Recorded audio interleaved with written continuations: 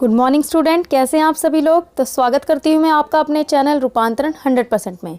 और आज मैं आपके लिए लेकर आई हूँ एनसीईआरटी की बुक हिस्ट्री की लेसन नंबर 2 राजा, किसान और नगर, आरंभिक राज्य और अर्थव्यवस्था, लगभग 600 ईसा पूर्व से लेकर 600 ईस्वी तक का। तो इसके हम करेंगे बहुविकल्पीय प्रश्नोत्तर यानी कि मल्टीपल चॉइस क्वेश्चन, जो आपके प्री बोर्ड के एग्जाम के लिए बहुत ही इंपॉर्टेंट है। वेरी वेरी इंपॉर्टेंट क्वेश्चन मैं आपको करवा रही हूँ। और अगर आप इसी तरह से वीडियो को ध्यान से देखते रहेंगे तो आपके जो प्री बोर्ड एग्जाम है वो बहुत ही अच्छे जाने वाले हैं। तो वीडियो को एंड तक बहुत ध्यान से देखिएगा। तो चलते हैं हम जल्दी से अपने क्वेश्चन की सीरीज की ओर। तो पहला क्वेश्चन है, निम्नलिखित लिपियों में से किसका अर्थ जेम्स प्रिंसेप द्वारा निकाला गया था। देखो बहुत ही आसान क्वेश्चन है और जेम्स प्रिंसेप ये नाम आपको याद रखना है। तो हम ऑप्शन देख लेते हैं। ए बंगाली और देवनागरी, बी संस्कृत और प्राकृतिक, सी ब्राह्मी और खरोष्ट और डी यूनानी और इंडो यूनानी। तो अगर आपने सेकंड लेसन एनसीईआरटी का पढ़ा होगा तो पहले ही पेज पे इसका आंसर बहुत ही क्लियर लिखा हुआ है। जेम्स प्रिंसेप ने ब्राह्मी और खरोष्ट लिपियों का अर्थ निकाला था। तो इसका सी जो हो जाएगा वो राइट आंसर हो जाएगा।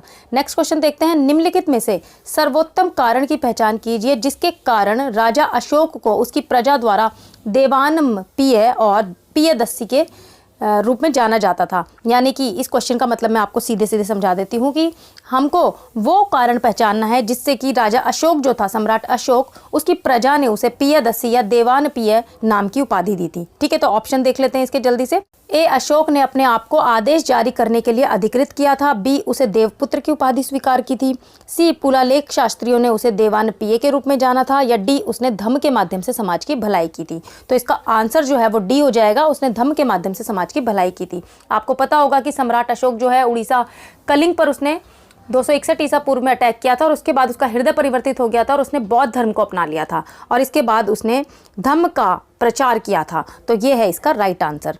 नेक्स्ट क्वेश्चन हम देख लेते हैं।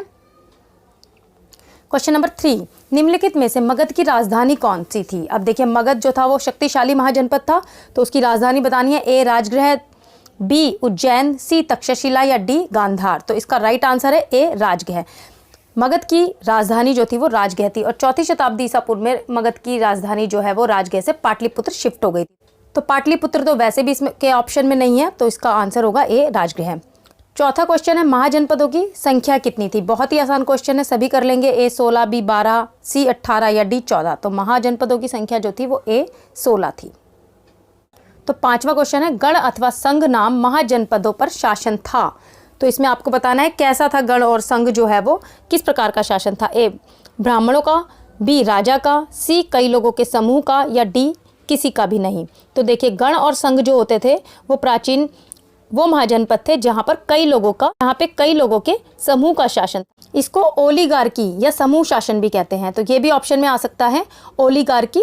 ठीक है, तो इसका सी जो है वो राइट आंसर होगा, कई लोगों के समूह का।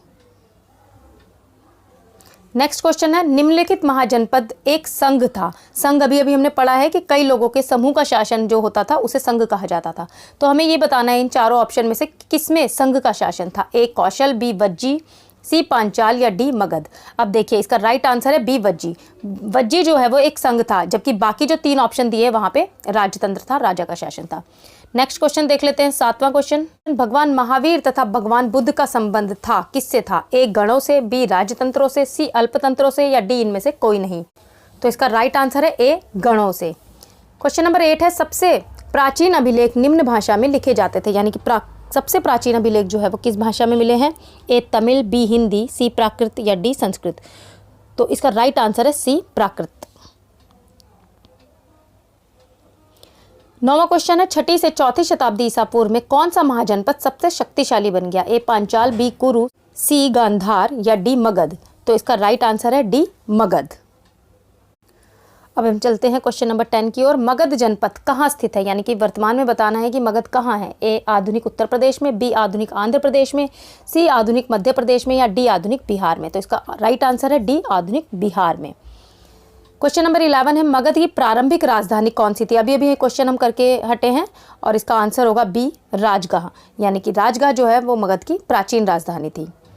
नेक्स्ट क्वेश्चन है, पाटलिपुत्र मगध की राजधानी कब बना था। तो मैंने बताया है आपको आंसर। ए 5वीं शताब्दी ईसा पूर्व में, बी 4वीं शताब्दी ईसा पूर्व में, सी 3री शताब्दी ईसा पूर्व में या डी 2री शताब्दी ईसा पूर्व में।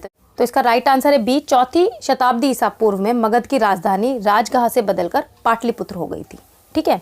नेक्स्ट क्वेश्चन है 13, मौर्य साम्राज्य का संस्थापक कौन था? बहुत ही अच्छा क्वेश्चन है। ए बिंदुसार, बी अजात शत्रु, सी अशोक या डी चंद्रगुप्त मौर्य। तो मौर्य साम्राज्य का संस्थापक जो था वो चंद्रगुप्त मौर्य था, और इससे पहले नंद वंश का शासन था, और नंद वंश के शासक को हरा करके चंद्रगुप्त मौर्य जो था वो राजगद्दी पर बैठा था, और अपनी गुरु की सहायता से, चाणक्य की सहायता से इन्होंने मौर्य साम्राज्य की स्थापना की थी।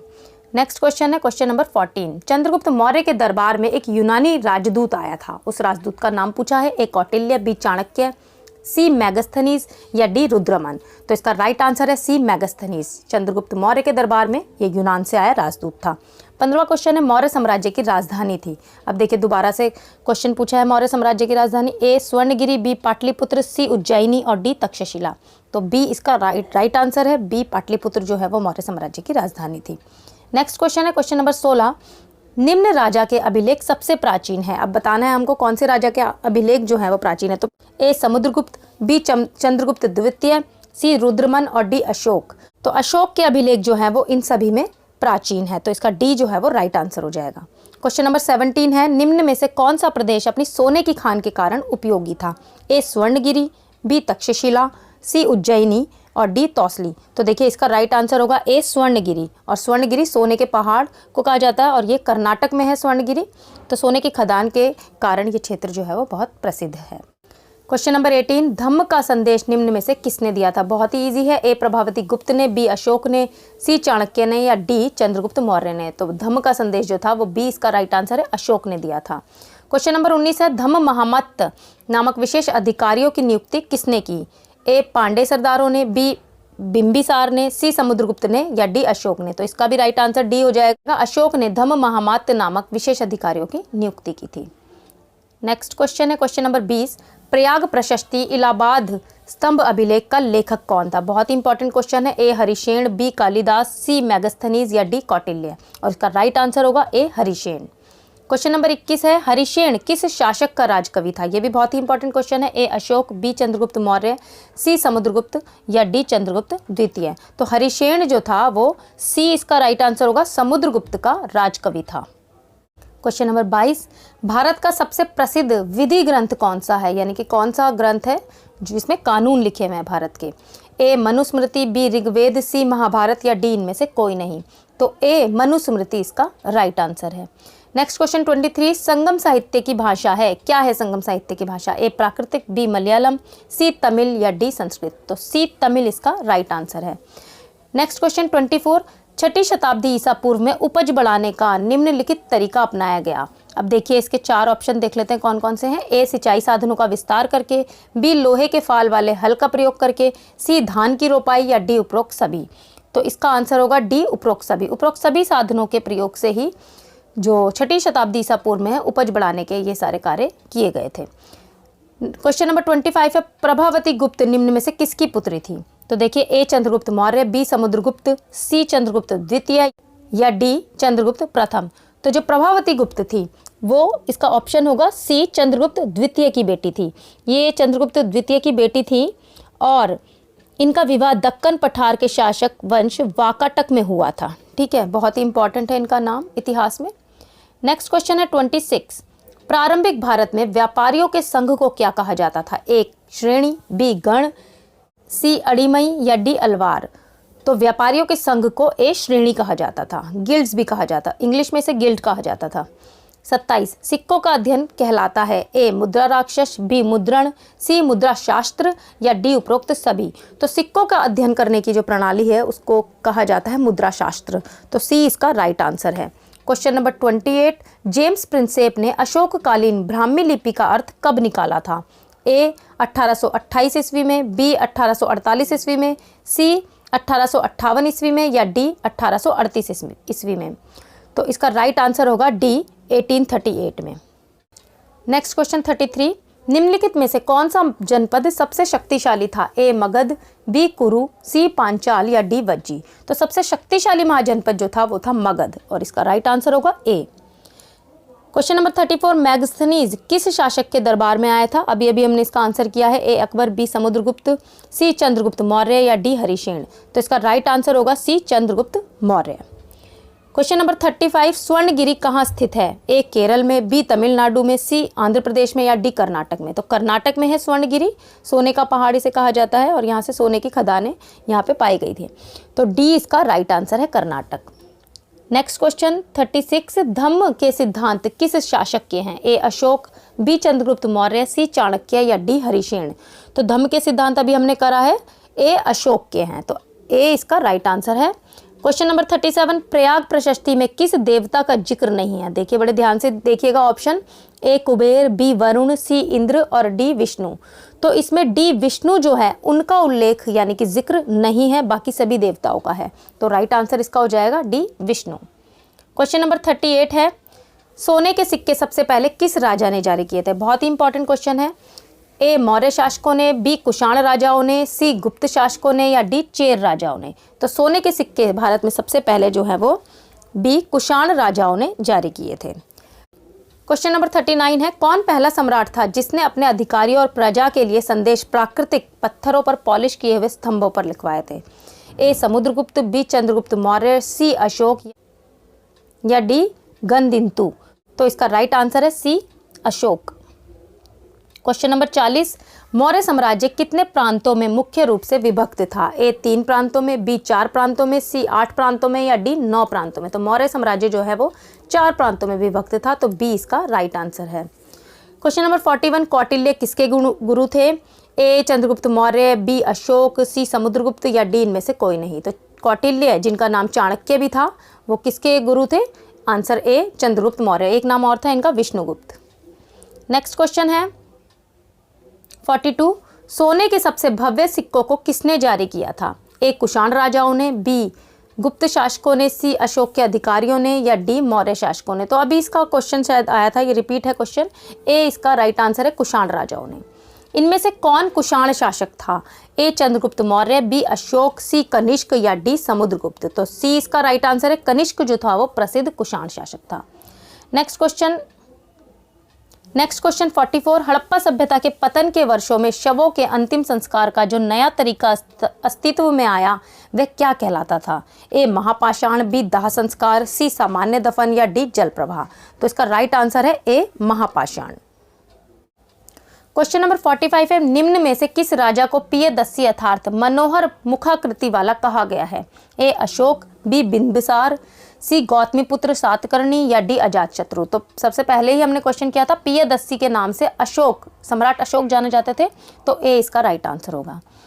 क्वेश्चन 46 है, दक्षिण के राजाओं और सरदारों के संदर्भ में कौन सा कथन सही नहीं है? अब देखिएगा, क्वेश्चन है सही नहीं है, ये बताना है, यानी कि इसमें से 3 लाइन सही होगी और हमें वो लाइन पकड़नी है जो गलत है।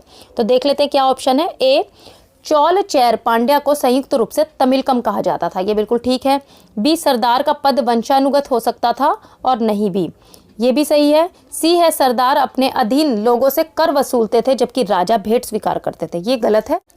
डी देख लेते हैं, शक तथा सातवाहन शासक लंबी दूरी के व्यापार द्वारा राजस्व जुटाते थे, तो ये भी सही है। तो इसमें से एक लाइन गलत है, वो कौन सी है? सी। तो सी इसका राइट आंसर होगा। नेक्स्ट क्वेश्चन देख लेते हैं 47, 6ठी सदी ईसा पूर्व के सिक्कों के संदर्भ में निम्नलिखित कथनों में से कौन सा कथन सत्य नहीं है? ए है आहत सिक्के तांबे और चांदी के बनाए गए थे, ये सही है। बी सिक्के जारी करने का अधिकार केवल राजा के पास था, ये गलत है। सी है शासकों की प्रतिमा तथा नाम के साथ सिक्के सबसे पहले हिंद यूनानी शासकों ने जारी किए थे, ये बिल्कुल ठीक बात है। और डी है सोने के सिक्के सर्वप्रथम कुषाण राजाओं ने जारी किए थे, तो ये भी सही है। तो इसका जो राइट आंसर होगा वो होगा बी, सिक्के जारी करने का अधिकार केवल राजा के पास नहीं था। नेक्स्ट क्वेश्चन देख लेते हैं 48, महाजनपदों के संबंध में कौन सा कथन सत्य नहीं है? ए महाजनपदों की संख्या 16 थी, ये तो सही है। बी प्रत्येक महाजनपद की एक राजधानी होती थी, ये भी सही है। प्रत्येक महाजनपद में राजतंत्र था, ये गलत है। डी मगध सबसे शक्तिशाली महाजनपद बन गया था, ये भी सही है। अब देखिए यहाँ पे सी जो है वो इसका राइट आंसर होगा कि ये लाइन गलत है, प्रत्येक महाजनपद में राजतंत्र था नहीं, क्योंकि महाजनपदों में संघ का शासन भी था, गणतंत्र भी था, ठीक है। तो इसका जो ऑप्शन होगा सी, वो होगा आंसर। नेक्स्ट क्वेश्चन 49, गण और संघ के संबंध में कौन सा कथन सही नहीं है? ए गण और संघ के नाम से प्रसिद्ध राज्यों में कई लोगों का समूह शासन करता था, ये लाइन बिल्कुल ठीक है। बी, इस समूह का प्रत्येक व्यक्ति राजा कहलाता था, ये भी बिल्कुल ठीक है। सी, भगवान महावीर और भगवान बुद्ध इन्हीं गणों से संबंधित है, ये भी ठीक है। डी है, कौशल एक महत्वपूर्ण संघ था, ये गलत है क्योंकि कौशल एक महत्वपूर्ण राजतंत्र था, क्योंकि कौशल में राजा हुआ करते थे, ये संघ नहीं था। नेक्स्ट क्वेश्चन 50 इस सीरीज का आखिरी क्वेश्चन है। मौर्य वंश के बारे में जानकारी का स्रोत नहीं है, यानी कि किससे हमें मौर्य साम्राज्य के बारे में जानकारी नहीं मिलती, ये बताना है। ए, यूनानी राजदूत मैगस्थनीज की इंडिका, इससे तो हमें पता चलता है मौर्य साम्राज्य के बारे में। बी, कौटिल्य या चाणक्य द्वारा लिखा गया अर्थशास्त्र, इससे भी पता चलता है। सी, प्रयाग प्रशस्ति। और डी, अशोक के अभिलेख, तो अशोक भी मौर्य साम्राज्य का प्रसिद्ध शासक था, इससे भी पता लगता है। इसका राइट आंसर होगा सी, प्रयाग प्रशस्ति। इससे हमें मौर्य साम्राज्य की जानकारी नहीं मिलती, क्यों? क्योंकि प्रयाग प्रशस्ति जो है वो समुद्रगुप्त के बारे में लिखी है और समुद्रगुप्त जो है वो गुप्त साम्राज्य का राजा है। तो आज की सीरीज हमारी यही समाप्त होती है। 50 वेरी इंपॉर्टेंट क्वेश्चन मैंने करवाए हैं। नेक्स्ट सीरीज जरूर देखिएगा। नेक्स्ट सीरीज में मैं इसके मैप के क्वेश्चन और आगे बचे हुए क्वेश्चन जो है वो आपके कवर करवाऊंगी। तो वीडियो को लाइक करना मत भूलिएगा और आपको ये वीडियो कैसे लग रहे हैं मुझे जरूर बताइएगा। अभी के लिए इतना ही, धन्यवाद, बाय।